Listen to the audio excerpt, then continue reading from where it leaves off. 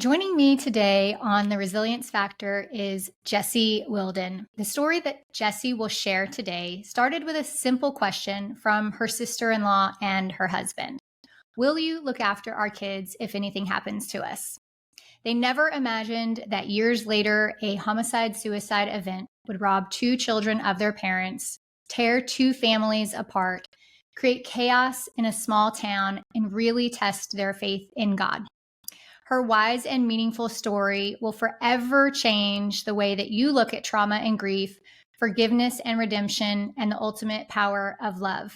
I am so deeply honored to have Jessye here with us today. Thank you so much for being here. I am so honored to be here. Thanks for having me.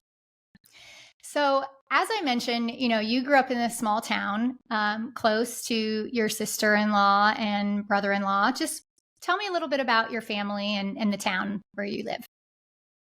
Yeah, we live in a little town at the very top of California. People think Northern California, they think of San Francisco, Sacramento.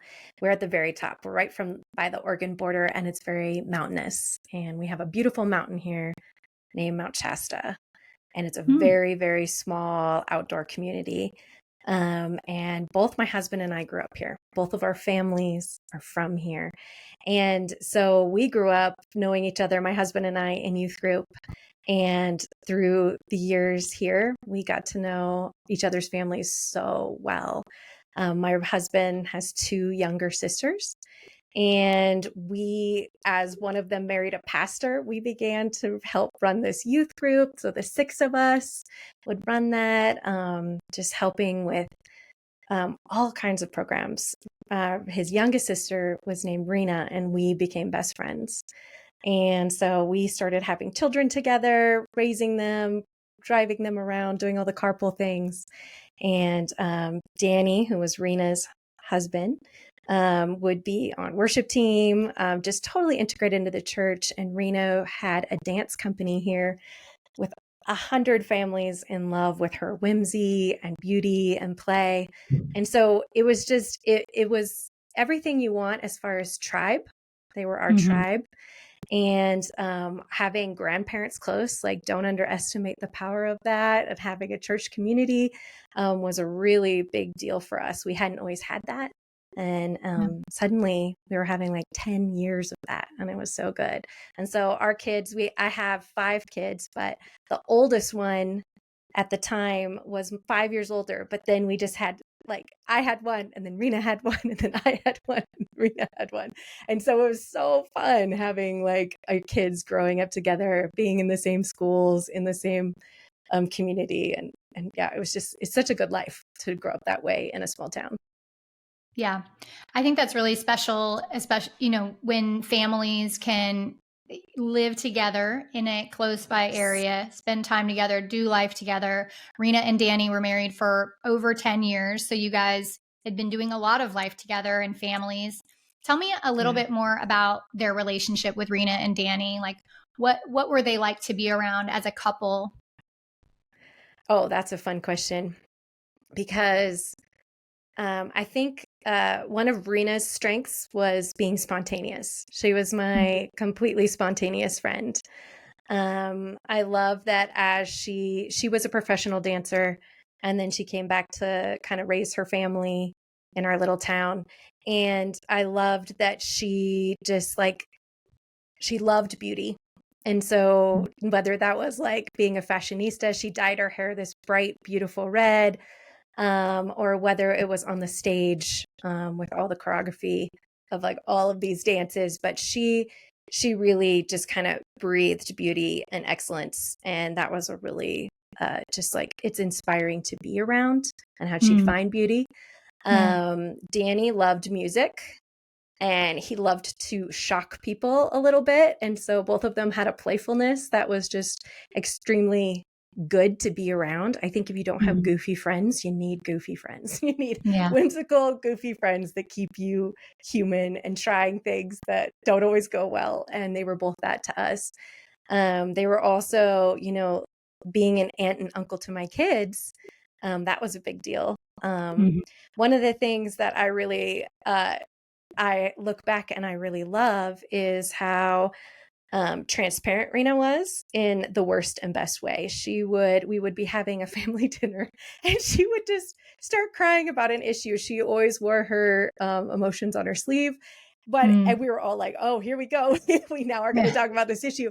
But I think that was such a beautiful thing to have things always on the table, always ready to talk about, always ready to kind of dissect in love. And I think that was like her superpower, really. Like, even though we're all like, oh my goodness. But she would throw these birthday parties that were so extravagant and fun. And for her birthday, like I remember this one where we had to dress up and all speak in an English accent. And I think like those are where memories are made. Like sometimes those, even like doing it so badly, was such a fun experience. So I really loved that. I loved how, when my kids would spend the night, they'd have the best stories coming home about like those moments. That's fun. She sounds like a ton of fun to be around. And like you said, you just always a surprise. You never know what to expect. So, eventually between Rena and Danny, did you guys start to see changes in their relationship at all? Or were things always great? Or like what started to change in their lives where things might not have been so cheery? Oh, that's a really important question that we get asked often. And really, usually it's framed as like, what were the signs? What were you seeing? And I don't know if anybody listening has ever been hit by a suicide or a homicide in their family, but I think when someone makes a decision to leave, there's a lot to unpack, and you start looking at everything almost in retrospect. But really what I believe is that there weren't any clear signs. I think a lot of times there can be symptoms, and I think that's a very big difference. For instance, I feel like Danny had struggled with alcohol and had decided to back off that. So someone could say, oh, well, that was it. But I know a lot of people who struggle with that, and, they have different outcomes. And so I would just say, like, we don't always have to know the signs.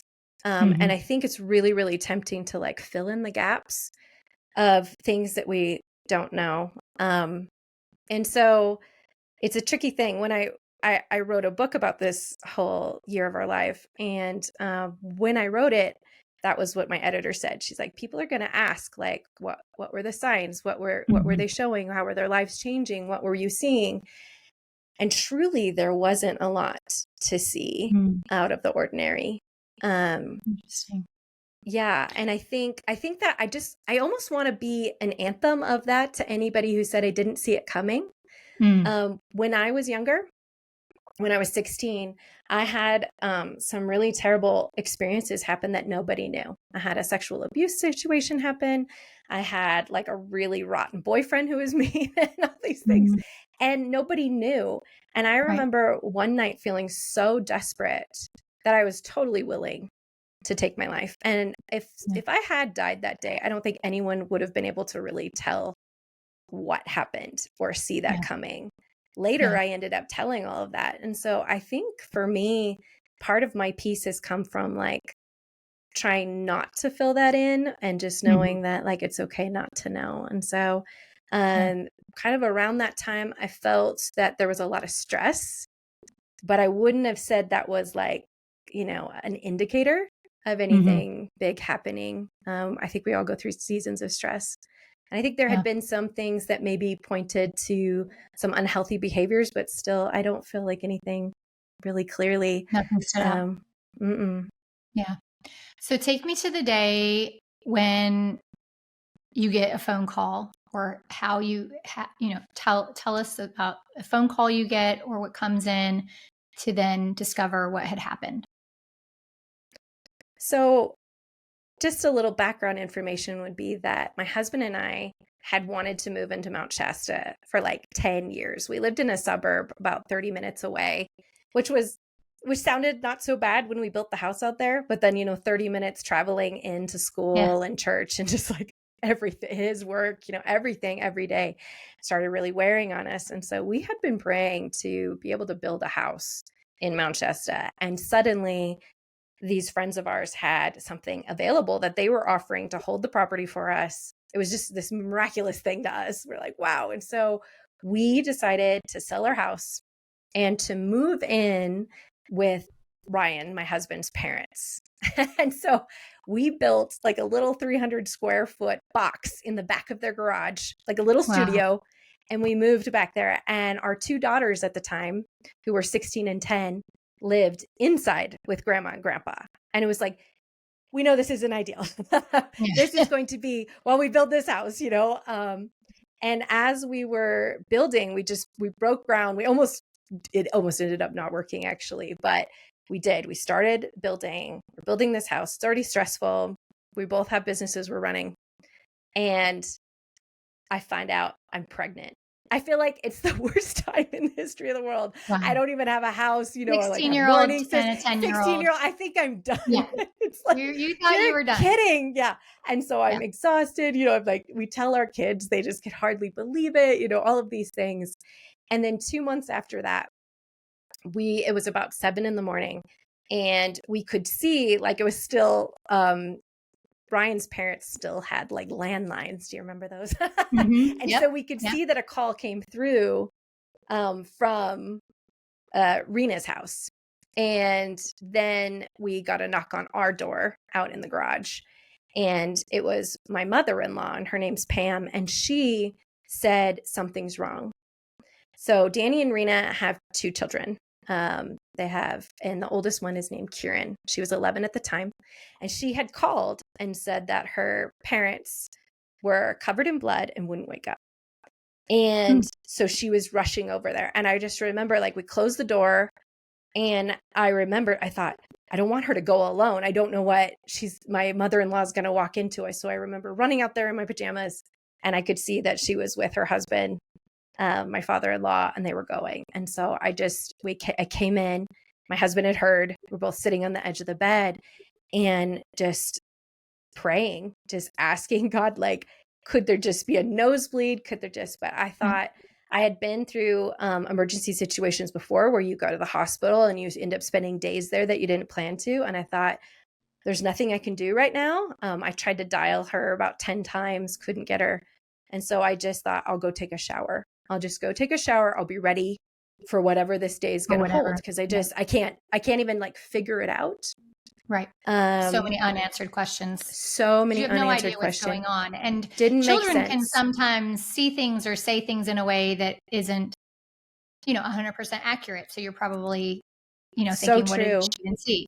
Yeah. So true. And you're just like, you could easily see this being like a laughable thing, or this could be something really serious. And my mind couldn't, nothing like that had ever happened, so it was nothing, like my mind couldn't find a place for it. So I took a shower, I prayed as hard as I could, and I got out, and a call came through, and it was my mother-in-law, Pam. And she said that they got to the police were already there, and that Danny had taken his own life and decided Rena shouldn't live either. But it was almost like the words, as she was saying them, like the whole earth just cracked. Like you could almost hear it. But like even before she could muster the courage for the last words to come out, like I knew. It was like, I think anyone who's gotten a call like that, it's almost like you can hear it in the moment before the words come out. And so my husband could hear, and I just remember like it went for my bones. It went for my knees. I remember I was wrapped in a towel and I crumpled on the ground, and I was so angry that he did that we didn't know he needed help. Anger faded very quickly for me, but that first moment was just like a desperate cry. Faith is really important to me. And I really understand now that part in the Bible where people would tear their clothes or shave their head or pour ashes over it. It was just like, there's something physically, you want to do something physically for all the pain that is filling you inside. And so that moment, life changed forever. So their 11-year-old daughter found them, is that correct? Yeah. Yeah. Were there other children in the house at the time? Yeah. They have 2 children. Yeah. Okay. They had an 11 and a 10-year-old. Okay. Yeah. Was there any kind of note left? Was there Hmm? anything left behind? No, no, No there note. wasn't. He didn't explain why he did it at all. Nope, he didn't. And a lot of people, I think living in a small town is such a beautiful thing because you have a tribe, you have people close, you have people who know your story and know about you, but that can also be something very tricky in something so big. They had shut down the schools because of hearing there was an active shooter, even though it was over very Yeah. quickly. And there was just a lot of rumors going around. There were rumors that there was a note. There were rumors of what he thought or what he said, or people said there were emails. I mean, it once word got out, there were a lot of things. And I thought that was another piece of grief for us, is like, because they were beloved and because fear was zinging through the community, there was a lot of energy being put into frustrating places. Yeah. So what happens over those next couple of days? What's happening with you and your husband? What's happening with their children? Like, what are the thoughts and feelings you're having? Like, what's happening around you in those days following the event? Well, the first thing was the kids got to come home, but they had been asked to wait outside. So Kieran had grabbed her brother, and it was an October morning here in the mountains, and so it was actually, we celebrated their life, and we had their death anniversary 2 days ago of this recording, so October 4th. Um, and so it's just brisk in the morning. And so they had gotten a blanket and were waiting outside for the police to get there. And then they had waited in a police car. And then they had come home with their grandparents to where we live.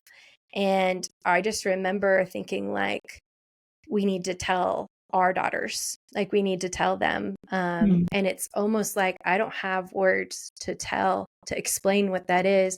And yet they're going to be here in a minute. And so it was such a surreal, like, moving through water moment of like, how do we hold this? How do they hold Mhm. this? But I think one of the things for me was, I really believed that they were both in heaven. There were so many things I didn't know. I didn't know Mhm. why this happened. I didn't know even like how this happened. I didn't have details of that. I didn't know what was going to happen in the future.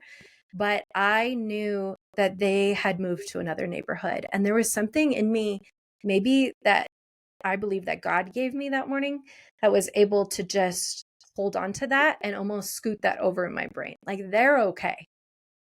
Mm. Like, someone that day came up to me and said, "This is the worst day." And I think I had been around grief for hours and hours on end. And I just Mhm. said to them, I'm like, not for them. Not for Mm. them. I really believe like they were good. It was just like the aftermath was here. Right. It was like a shipwreck here, all this Yeah. floating wreckage and these tidal waves hitting. But it was like, but they're good. And so for me, that was a really big piece, to be able to set that aside and be like, now I'm here for the kids. Right. Danny and Rena had asked us a decade before that if anything were to happen to them, which you take seriously, but you don't feel like, You don't ever expect that it's yeah, gonna you don't, happen. you're like, what's the likelihood that both parents would die and Right. that they would, need this? But because we had made that promise on the phone with both of them and on the phone with my husband, like, we knew. I don't even think we talked about it. I actually think we just knew. But Right. I think the fear started rising in me that who's not going to want to raise these two beautiful kids? And I thought, what if they don't believe us, And so Right. I started thinking, like, I know there was a will, that's why they called us, but I never got a copy of it. And so there were kind of a lot of things like that. At the same time, the police were there they were saying that they needed to do a press release. And I just remember it was 2 Mm. hours after everything had happened. and there was going to be like a press release. And I remember thinking how quick that was, but because each family member had been notified, that was going to happen. And so they were really kind to us. They allowed us to help write it if we wanted, Wow. or to read it. And they were very honoring to us as a family. But meanwhile, all the calls start coming in, people Right. who are in disbelief, all the things on. And I just remember we were all there as a family, and I had brought my two girls in, and in the same spot on my bed that I had told them they were going to have a little sibling, I now told them they weren't going to have their aunt and uncle anymore. And I just thought it's so hard to find the words for any of those things. And as a parent, I thought, if you've ever needed to tell somebody something like that, I thought, I've talked to them since, and they said they just remember the love. They remember, you being there with them and sitting with them. And I found so much comfort that the words don't have to be perfect. Right. How much did you guys share with them? Were you just like super open and honest about exactly what happened, or like how did you guys share, especially with their children and with your own children, because your children were older than her children were, and so were you just really honest about exactly what happened right from the beginning, or did you feel like you had to say it in a different way for the younger ones, or how did that happen? That is such a good question, because I was wrestling all with a timeline, like in Yeah. that moment. So I had a 16-year-old, and then Kieran, who is their oldest, was 11, and then my next was 10, and then their next was 10. So Mm-hmm. actually, one right, and they're kind of woven in. Mm-hmm. And so I remember knowing they were coming to the house, and I ran in and I said, Dad and I need to talk to you. And they could feel the seriousness. They saw Yeah. their grandma run out. I mean, like there's the air of an emergency and something very wrong. Mm-hmm. And I've asked my kids what it was like for them. And my youngest at the time said she went up and looked at this. There were all these family pictures, and she just went up and looked at them, and she's like, I wonder who it is. So she had already a good sense that it was something very close and Mm-hmm. very real. Yeah. When I brought them and talked to them, Kieran and KK were already coming in the door, barefooted, in their jammies. And I just really said, we call it Auntie Beans and Uncle Danny are in heaven. And I said, and I will tell you more later, but I want you to, know. And my oldest feels that I didn't get to them fast enough, because she asked them, like, what happened, like when they came in, and she said she regretted that for Mm-hmm. years, that she asked them that. And I think it's a funny thing how our brain holds on to moments. Mm-hmm. Whereas Kieran told her very clearly, like, I don't even remember you asking that. But I think we want to be like, we just don't want to be toxically curious, and we don't want to put someone Yeah. in a bad place, but we're also like spinning in our own heads. And so Yeah. it was all very quick. It was a bit of a hurricane. After that, many people never told, like at the ages, like their friends wouldn't tell them how it happened, but we didn't Wow. have that option, honestly. Kieran had found them, KK knew and heard it, and so that suddenly became part of just our family fabric, talking about Yeah. that, talking about and my prayer became that Kieran would just forget what she saw. I believed God could do that, just wipe her mind. And it took weeks until she told me, but she never forgot. Mm. Yeah. I Yeah. don't know how you do forget. I mean, obviously it's possible. Um, but to have that image in your mind, I'm sure is very, very difficult to Yeah, what let became go. my role was mainly like, because it wasn't my home, there were a lot of visitors that didn't know me, like weren't my inner circle, Mm. weren't their inner circle. And so we were really blessed with a beautiful October. The sun was really warm, the air was really cool, and we would just go out into nature. And I think I instinctively knew that, like, with all of the thoughts and all of the things going on and all of the grief and the trauma, I was like, let's try to put as much goodness into ourselves as possible. I Yeah. feel like nature is a huge way to do that. I feel like music Mhm. is a huge way. Mhm. Books are a huge way. We started reading the Chronicles of Narnia. Mm. We would sing songs. And so bedtime routine, when your thoughts get really, really quiet, was probably where I knew we needed to input goodness the most. Yeah. Not that you can ever counteract all of that, but to have something for your mind to hold on to became really my job as a mom.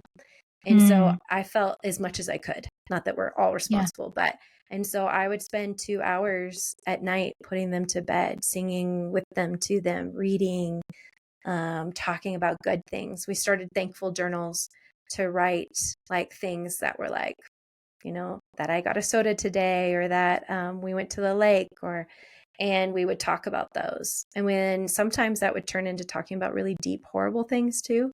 But it was often we would mix it with also like deciding to find goodness. I remember the day that it happened, I was sitting by my 16-year-old, and she was in a really interesting place because she was neither adult nor child. Right. So all the 10-year-olds, are sitting on the couch with their iPads, which kind of became their force fields. When they were on electronics, people would kind of leave them alone, Mm. which was a big deal that day. But my Mhm. 16-year-old, often she wasn't sitting with the adults or the kids. And I remember telling her, I'm like, don't miss the goodness today. There are so many Mm. people showing up here. There are casseroles from everywhere, but there's also just people who love us and are caring for us, and we love each other, and we have all these things. And I just remember telling her, like, don't miss the goodness. And she's like, I'm not, mama. I'm not. And to this day, when we have a hard day, she's like, I'm not, mama. And so Mm. I think especially as things started soaking in, I think there's a fog that is almost a kindness, and then things really start soaking in. I find right after memorials usually is where grief hits the most. So if you have a Yeah. friend who loses someone, we all want to rush in. We all want to Mhm. rush in and help the person most impacted, but often they're not as close to us as they are to their best friend. And so think how you can care for like the person you do know. Maybe if you care for their best friend and then they Yeah. care for the impacted person, so not everybody's rushing, but also keep in mind that after a memorial or a funeral, things get real quiet. Things get Yeah. real quiet and things really start soaking in. And that's really when you need that goodness. And so I just made a pact with myself, and I often would try to encourage my kids to do it, to find 3 good things before I put my head on the pillow that night. And sometimes it was hard. Sometimes it was unfamiliar to find something good with so much loss. But that's what buoyed me. And I thought, if you can't find 3, just find one, just Yeah. one good thing. Well, I think that I don't want to gloss over the things that you just said, because most people, when faced with such a difficult and dark thing in their family, like you said, when the people go away and the noise goes away and you're left with your thoughts, you're left with the silence, you're left at night, to think about all of this. You consciously made an effort to feed good thoughts into your mind, your children's mind, Rena's children's minds, the people around you, to try to not eliminate, but dispel or quell as much of the pain and the darkness of the situation. And to me, I feel like that can be the difference between someone going down a really dark path to depression and giving up hope and all the things, to saying, like, yes, this really hard, awful, dark thing happened, but there is still goodness in the world. And even like you said, people showing up to bring a casserole, to bring a meal, to do whatever, like, when people get to show up and show you love and compassion and empathy, there's so much goodness and beauty in that comes from a difficult time. And so I just want to make sure that we don't gloss over that, you made a choice to say, I'm going to find a way, even if there's just one thing, that we're going to find goodness in this situation that is painful. I'm curious if the people around you, the other adults, Danny's family, your, parents, other people around you, what was happening in the family at that time? Were you all on the same page on that, of just trying to focus on the goodness, or was there any kind of strife within the family or between the families? That's a really good question. I think at first it felt kind of like everybody was on the same page. One of the beautiful things that my mother-in-law taught me was, I remember someone coming and just totally deciding that her fridge needed a clean out. That's what you call a clean out of a fridge, a klidge. But I remember just how it's such a quiet room. There's like the pain of death is everywhere, and you hear this thud, thud, thud, and she's like mercilessly throwing away stuff in her fridge, and like reorganizing the kitchen. And I just remember feeling like so protective and saying like, and sitting by my mother-in-law going like, she's in there like remodeling your kitchen. And she goes, that's what she needs. And I watched her love just by sitting there. Yeah. And I watched her be so aware that we don't grieve the same ways, and we don't need to grieve the same ways. And in that, making so much space. She ministered to so many people who came over, and that was so radiant to me. One of the reasons that I wrote the book was a story during COVID, where everyone was shut in, and I had spackled and painted everything I could in my house. I kept thinking of this one story of my mother-in-law that I could not let down. And I just thought, I don't want to die with being the only one to know this story. And it was the story of, just about a mile from our house, there is a bridge. It's an overpass that trains migrate across, and it has cement walls. And we call it Graffiti Bridge. It's the place where everybody, like, if there's a football team you're rooting for, or someone has cancer, or someone loves Trump or hates Trump, I mean, like, it's kind of a spray painted social media platform, and it's always there.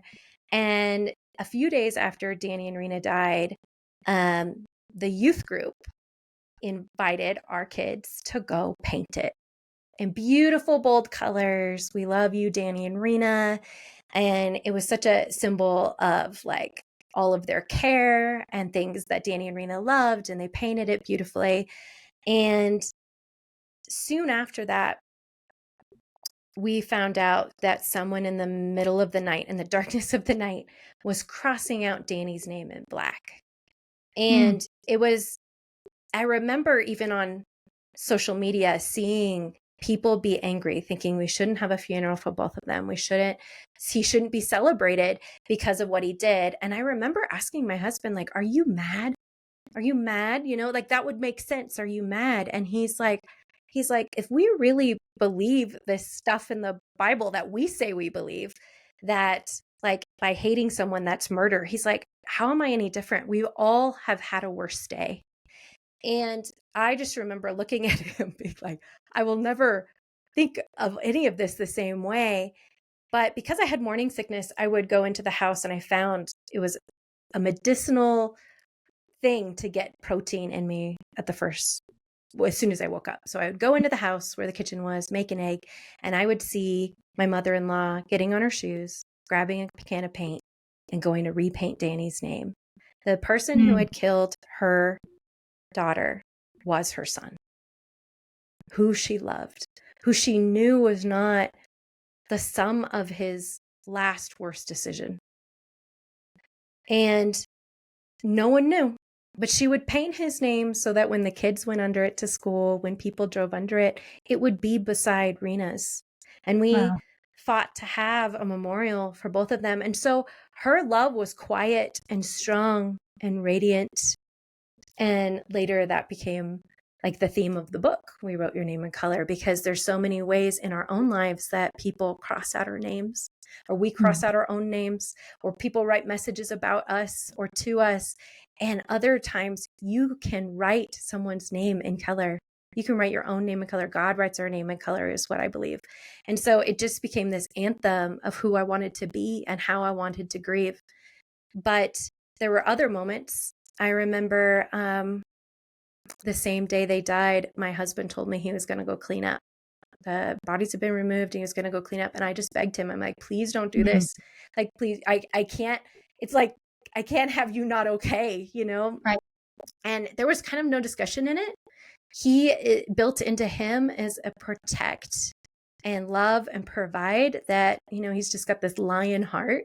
And I could see there was no talking him out of that. He's like, other people need to go there and get the kids' stuff. And I want to do this. And so he went with his brother-in-law and a deputy friend of ours. And I remember watching them drive down the road. And I remembered a story that my a pastor had told, and it was like on a Father's Day. And I remember being like 9 years old in this pew looking up at my dad crying, because the pastor was telling a story of a son and a dad on a dock fishing. And they were fishing, and he turns around while he's baiting his hook, and his son is gone. There was a splash, but there's no like thrashing in the water or anything. So he quickly dives into the water. It's murky. He looks under the dock. He cannot see his son anywhere. Like, where did his son go? And then he realizes his son is clinging to the dock. He has both arms and legs wrapped tightly around the pier. And he swims over to him, and he peels each hand and each foot off, and the son grabs him. They swim up, they get on the dock, they're sputtering. And he says, "Son, what were you doing?" And he said, "I was waiting for you." And there's moments where we're like, okay, so maybe I haven't believed in God, or maybe I believed since I've said I could walk. But it's like, the truth is, it's like, do I really believe you're not going to let me drown? And I remember watching that truck go down the road, and I thought, like, are you going to let me drown? And I think when something like that happens, we really start looking at what we really believe. And I was like, do I believe that, like, if I wait here, that I'm not going to die. I'm going to drown. I'm not going to drown. And I think that became something that I just prayed. I'm like, please help me not drown. Please help me not drown. And I think finding goodness was one way to do that, but also observing my mother-in-law's love and realizing that love was the only way to not live in fear the rest of our lives. But not all family members acted that way. Some did not have something to like sink deep, like their roots didn't go deeply into any hope, and there became a lot of fear. So we had some family members that became very, very fearful, and it became really hard to even prove that like everything was going to be okay if the kids came to live with us. And so it just became where we started needing to even put up boundaries within some of like that grief, which is just something that people don't talk about. There are going to, sometimes I've talked to a lot of people who are living in grief right now. And sometimes everyone is doing a great job. Your tribe is doing a great job. But sometimes people, they just have fear zinging and grief and anger zinging. And that does become something that you have to boundary from, or boundary your kids from, or boundary your life from. And that is very painful too, because you want everyone to know through your love and through your peace that everything's going to be okay, but you can't promise that. And so, yeah, it kind of became, actually, I could look at different family members and they all taught me something very, very different. Well, I'm sitting here listening to you share this story of something very, very sad. And everything that you've said up to this point is about goodness and hope and forgiveness and compassion. And the truth is that's not where most people go when something like this happens. Most people would become very angry at Danny. They would suffer by not knowing why, that the why would haunt them. They would become cold-hearted, there's so many ways more often than not that we see people go that direction. And in everything that you've shared with me, I know there's going to be some people listening that don't understand. Like, how are you able to believe they're in a better place? How are you able to not carry anger or bitterness? How are you able to not be tortured by not knowing why this happened? And so this is such a beautiful story in that way that you were able to go there, but most people listening are not going to understand. They're not going to understand how you were able to handle it in that way versus another way. And so I'm just curious if you can speak on that, because there had to have been people around you that were angry and bitter and suffering through the why. Well, I mean, it's all personal story, right? So Yeah. I can only tell you what was in me. I can also tell you, like, this all the answer kind of comes to because I speak at a lot of events about grief. Mm-hmm. I just spent 5 days at a grief retreat for bereaved moms who had lost teenage children. And when I shared this story, we did it around a bonfire, and the first night that I spoke, I had a couple people angry at me. And I get it. So if you find yourself feeling prickly and not understanding why, I get it. I think one of the things that pain before Danny and Rena had died had taught me is that pain and joy can live in the same space, but that just seems wrong. Right. It just seems wrong. I think often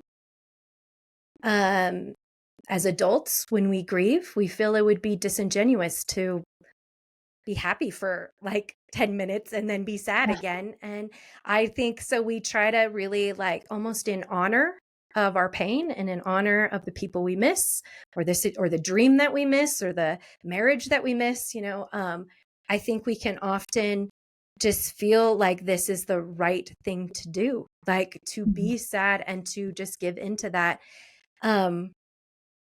And what I learned about grief and how I decided to grieve even, and how was by watching my kids. If you see a 10-year-old grieve, it hurts a lot. It hurts to watch children suffer.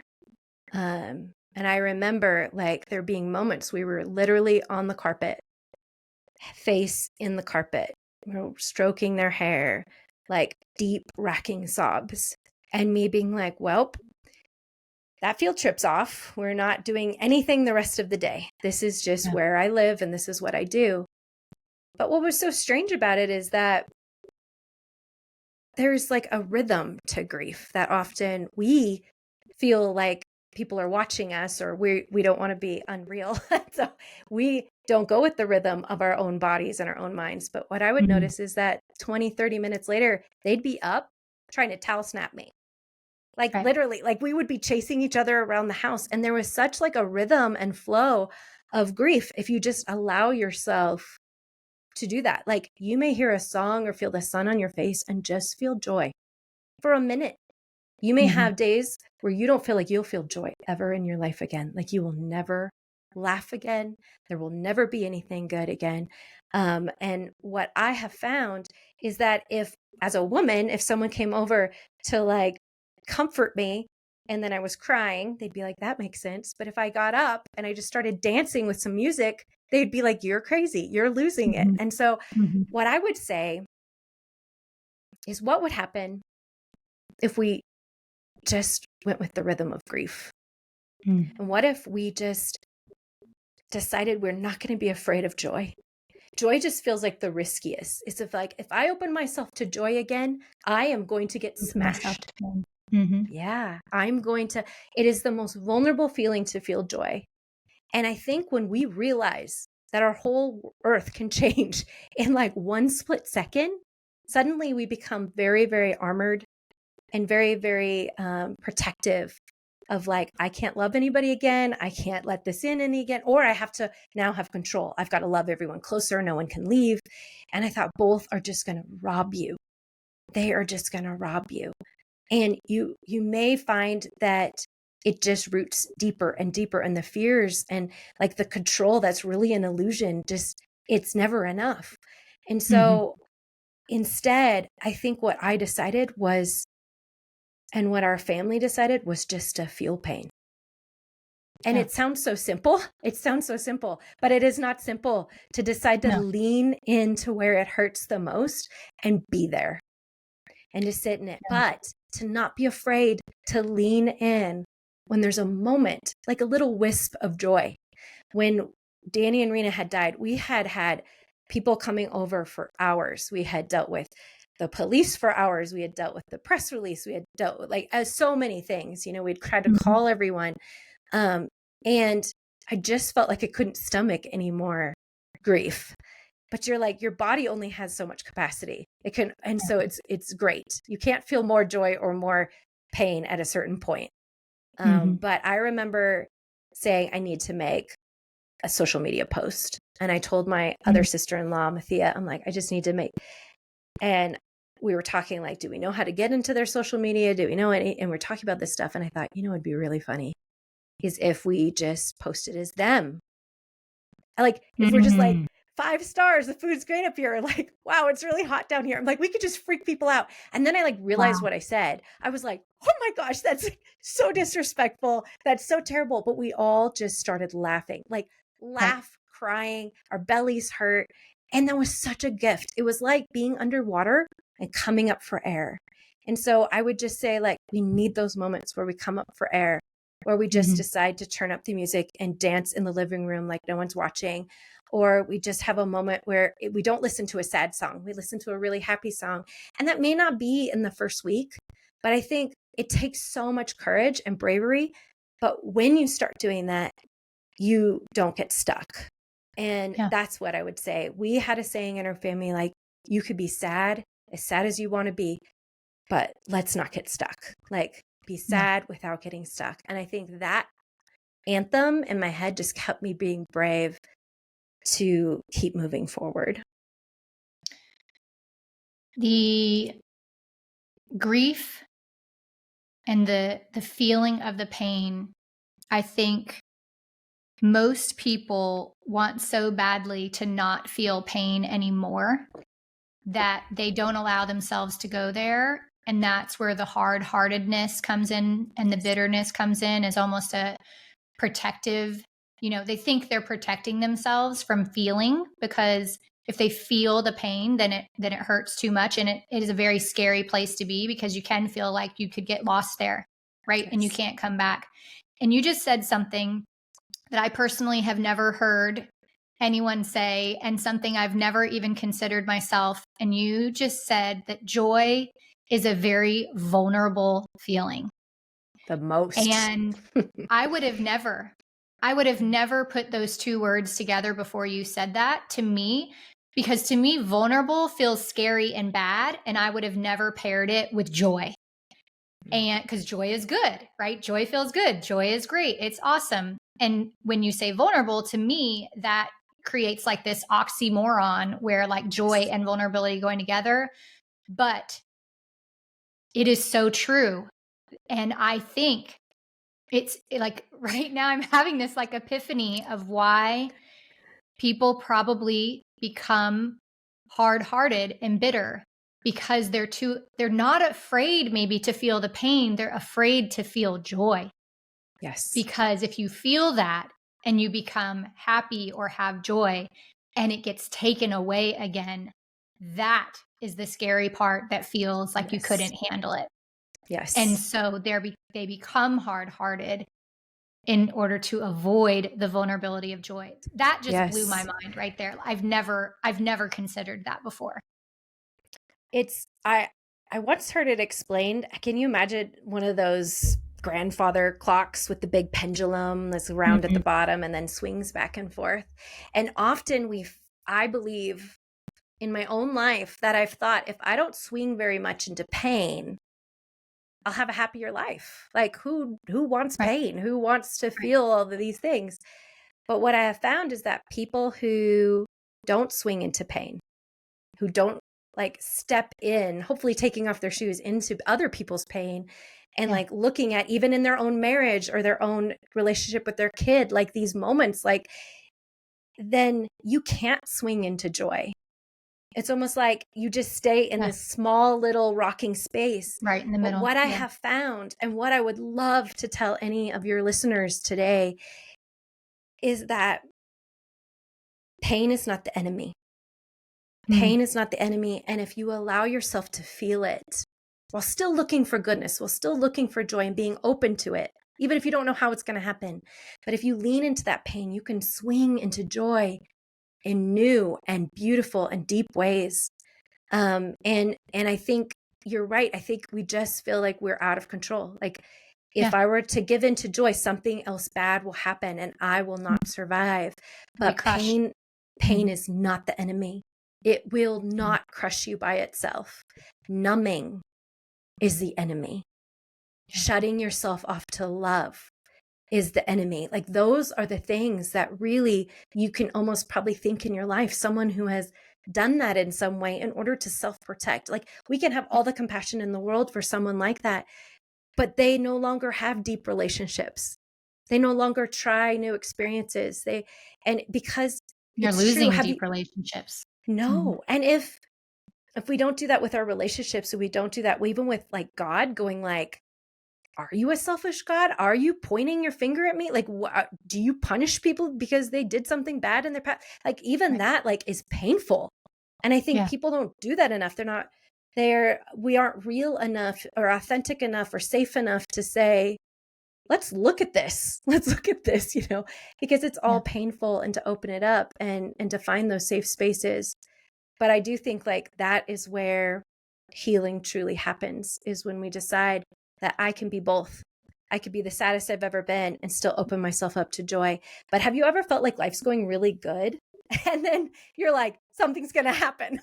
I do Oh that all yeah. the time. I'm like, All oh the my time. I'm like, gosh, oh, like, things are great right now. This isn't gonna last long. yes, right. And so it's Yeah. almost like this idea of like, we start cutting our joy off at the knees because it's so vulnerable. We're like, I'm out here naked, like happy. So therefore, I am so vulnerable to all the bad things. The other thing I think people don't want to swing into joy or even have like moments of it or shut themselves off from it completely is because we feel that we don't want to lose the love or the person or the memories, or we feel like somehow our sadness and carrying that weight is the connection to them. It's honoring them. Right. It's honoring Mhm. them. It's like, I don't ever want to live life without them. I don't ever want to have joy without that. Like, especially like women who have lost a child that I was talking, like these women, I'm like, it is a huge, brave act to say, I will smile again, that I will do something fun with them not here. And so Yeah. I think that is something that to look at, because I'm like, that really isn't true. That really isn't true. And I have found that we have belly laughed in our family and we have cried over memories, over things that keep them close to us. But I do remember feeling like if I'm happy again, I'm moving on. I'm moving away from them. And that can Mm. be really scary too. Yeah.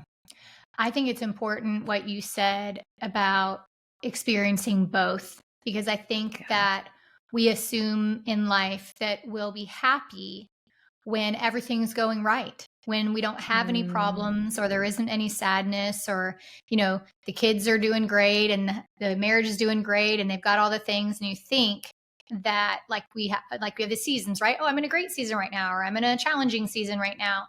But if you can get to a place where joy can always exist no matter what's happening in your life, it can be both. It doesn't have to be I'm in a season of challenges or I'm in a season of happiness. Like they can coexist at any time in our life. We can choose to focus on joy. And I was listening to a guy named Jamie Winship talking once, and we were talking about grief, and I was going through something in my life at the time that just felt, and I was like, I just want it to be over, right? I just want to feel better. I want to stop grieving. And he said, God allows grief to come in waves because if he gave it to us all at one time, it would crush us. And Mm. so this is why we have these waves, right? Where we're good and then we're not. And then we're good and then we're not. And we like just want it to all, we want to like, let me experience the grief and then put it behind me and it's no longer part of me. And what you were said, there's days where you or the children are crying and then an hour or two later, things are better. And so I think a lot of people want to just rush the grief process and believe that it has like a beginning and an end. Yeah. And it's probably interwoven through our life all the time, but we just get to choose what to focus on. That's so it. Have you ever planned like a vacation that you're like, this is going to be everything. This is going to be amazing. You're like, I have And then planned your it kids down to a ruin T. it. Yeah, and you go and it's like everything goes wrong, Yeah. or someone's in a bad mood, or it's raining, and whatever it is, it's kind of like you had all these hopes on this week, that Yeah. you paid way too much money for. And it's Yeah. like it's this idea that like it's very, very hard to have fully 100% good days in a row ever. Yeah. Ever. Yeah. And so I realized that I was always looking towards the weekend, or when I wasn't pregnant anymore, or when, this book took off, or, like whatever it was, I was like always over the next hill. And you're right. If happiness is over the next hill, it may always elude me. Yeah. And instead I have, through pain remaking me, and through like the example of my children and my husband and my mother-in-law, like I have found that joy really is just wisps, just little moments. Mm-hmm. Like, how often has there been just like a moment that you remember that becomes a core memory and you're like, no one planned that? Or maybe Yeah. it was within the planning. It was like this one shining moment, or like someone who came and sat by you, or something funny that happened while you were making dinner, or whatever it is. It's like I try to plan family dinners and sometimes they don't go great. No one wants to talk about it. So it's like, Yeah. it's I'm ordering a almost, pizza. That yeah, didn't go well. I know. But other times it's like over leftovers, you are all just laughing. I remember this one night, all my kids who are now 22, 17, 16, 16, and 5. And I just remember like watching them all have hot chocolate or cookies and milk around, like, and we're up like at 10 p.m. all around the counter, and we were like laughing so hard. And we're all really supposed to be in bed. And it was just like one of those moments where we were just us and everything was beautiful. And it's like, what I have learned is to, instead of looking for the whole good day, which I'm always kind of like, I think is almost a myth. Yeah.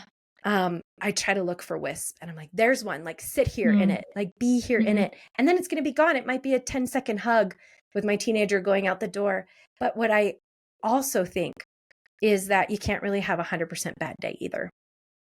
It Yeah. is so annoying. This is my oldest. Her name's Katrina. She's 22 now, and she has a no bad day theory. And I hate it because I just sometimes really want to be like wallow in a really, really bad day. I'm like, okay, today was like the no good day, Yeah.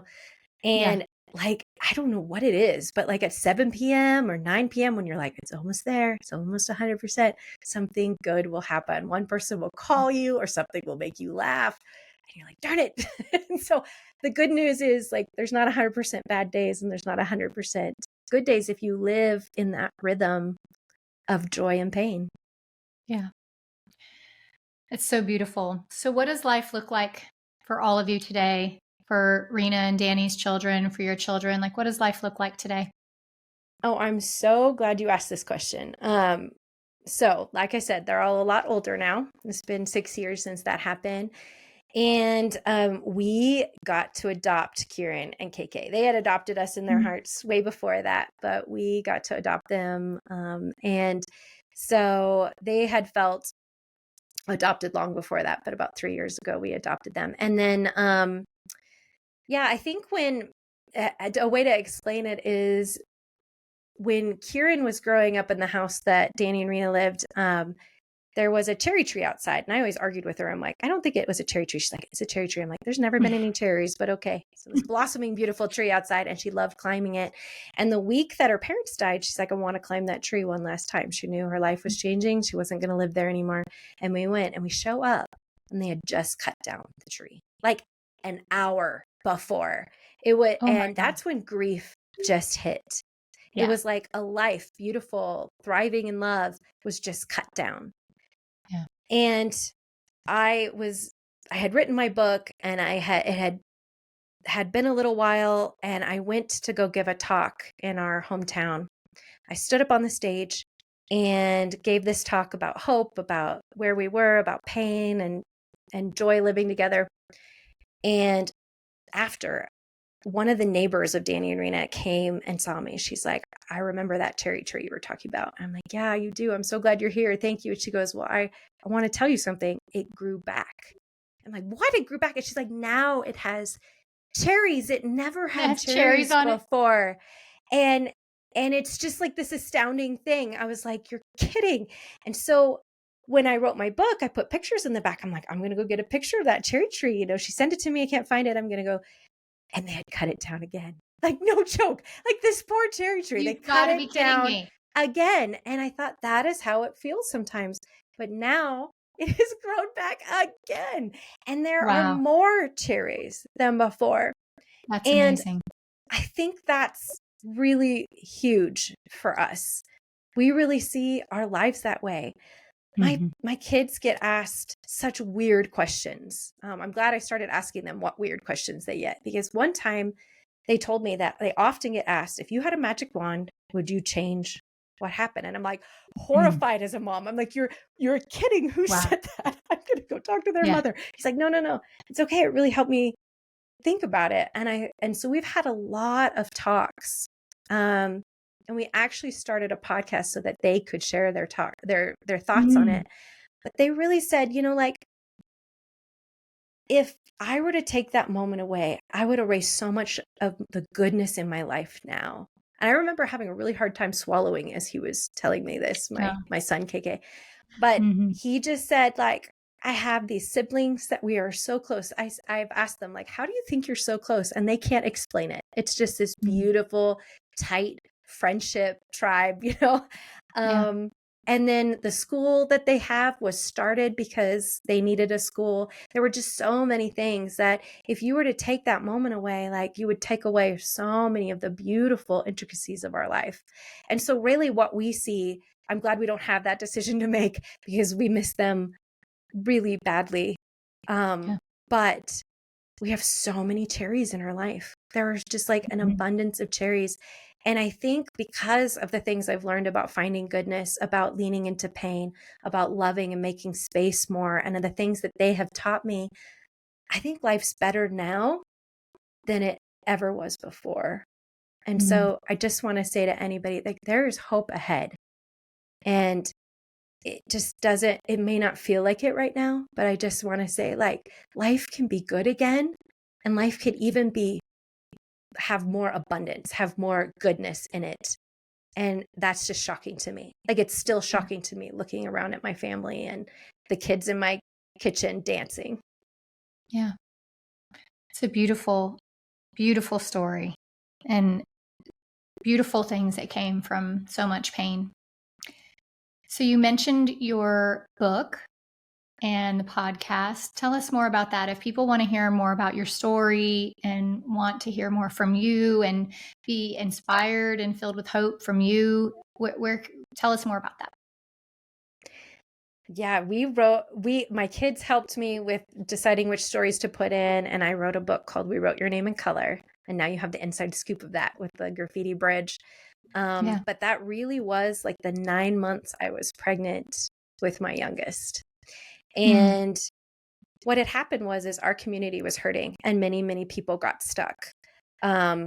Understandably so. But I was looking in my own home, and the kids in front of me and my marriage, just shockingly, were all thriving, hurting sometimes, but thriving.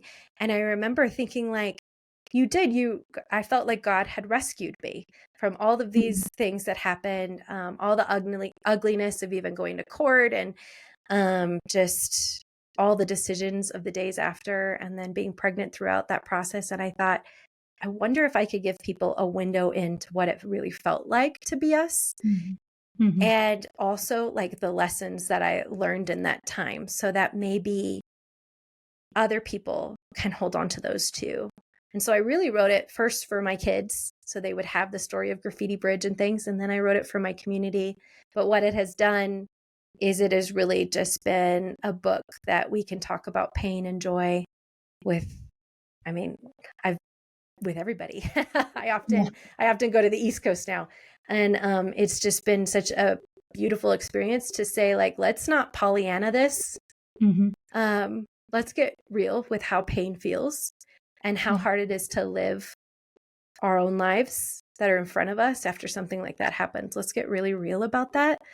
But then let's really help buoy each other in how to live beautiful lives with that remaking us. And so the podcast kind of came out of that. We had, after the book came out, we had a lot of questions and a lot of people with assumptions, and we were kind of seeing this. And my kids now being so much older and having such strong voices of their own, often didn't feel the way people thought they would feel, which would make sense. And so we started a podcast called the Malden Cast. And what that is it's a blend of our last names. So the kids I adopted, Kieran and KK, their last name is Mall.